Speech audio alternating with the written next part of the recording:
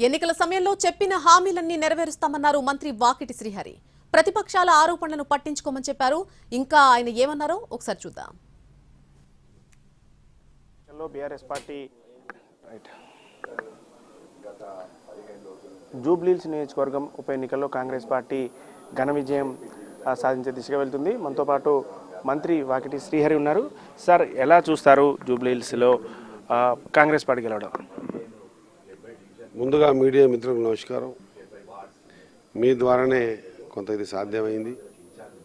మేము చెప్పాల్సిన చెప్పగలిగిన మాట అందరి చేర్చేసే ప్రక్రియ మీ దగ్గరే ఉంది. కాబట్టి 100% జూబ్లీహిల్స్ రిజల్ట్ ఏం ఇండికేషన్ చేస్తుంది అని నన్ను అడిగితే నేను చెప్పేదంతా ఒకటే, అభివృద్ధిని కాంక్షించేటువంటి ప్రజలు తీసుకున్న సరైన నిర్ణయం నేను భావిస్తా.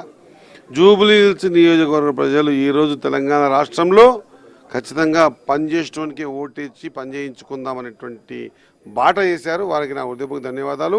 ఖచ్చితంగా మేము మీ దగ్గర ఇన్ఛార్జ్ వెంకటరావు నగర్గా ఉన్నాం కాబట్టి మీ ప్రాంతంలో మేము తిరిగినప్పుడు చూసిన సమస్యల పట్ల అవగాహన ఉంది.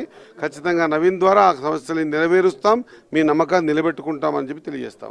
మీరు ఇన్ఛార్జిగా ఉన్నటువంటి వెంకటరావు నగర్లో మెజార్టీ చాలా ఎక్కువగా వచ్చింది. ఏంటి అక్కడ ఉన్నటువంటి ఓటర్లు మీరు తిరిగిన సమయంలో ఎట్లాంటి సమస్యలు చూశారు? మీరు అక్కడ ఏం హామీలు ఇచ్చారు?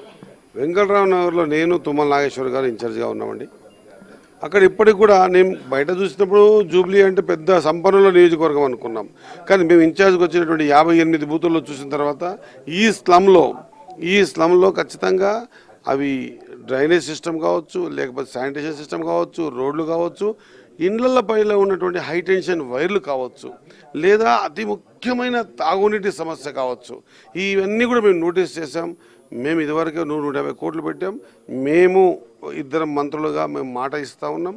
58 బూతులలో ఉన్నటువంటి సమస్యల పట్ల పూర్తి అవగాహన ఉంది. కాబట్టే ఆ అవగాహనని మా నవీన్ ద్వారా పూర్తి చేసి నమ్మకాన్ని నిలబెట్టుకుంటాం. మీకు మా హృదయపూర్వక ధన్యవాదాలు. మీ ద్వారా ఈరోజు తెలంగాణలో మొత్తం యావత్ సమాజానికి అంతా కూడా మాటలకు ఓట్లు చెల్లిపోయినాయి, అభూత కల్పనలకు కమ్యూనల్ ఫీలింగ్స్ ఓట్లు చెల్లిపోయినాయి. అభివృద్ధిని చూసే ఓటు వేయండి అనేటువంటి మీ ఇండికేషన్ ఈరోజు మార్గదర్శనం కాబోతా ఉంది. ఇటు బీజేపీ కానీ బీఆర్ఎస్ కానీ చెప్తుంది అక్కడ పైసలు పనిచేశాయి, డబ్బుల వల్లనే వాళ్ళు చేశారు, అధికారం ఉంది కాబట్టి ఉపయోగించుకున్నారనేది ఇటు బీజేపీ బీఆర్ఎస్ ఆరోపిస్తుంది. పచ్చకామెర్లకు లోకమంతా పచ్చగానే అన్నట్టు వాళ్ళ గతంలో అదే పని చేశారు కాబట్టి అదే అని అనుకుంటున్నారేమో. పైసలు కానీ ఇంకోటి కానీ ఓటర్ మీద ఎప్పుడు ప్రభావం చూపించావు.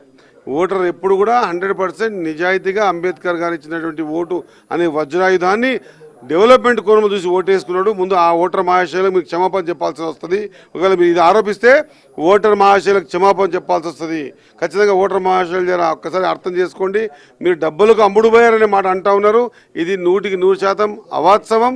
దీంట్లో నిజం లేదు, పస లేదు. ఓటరు స్వచ్ఛందంగా ఓటేసుకునే ప్రక్రియ జూబ్లీహిల్స్ కొనసాగింది.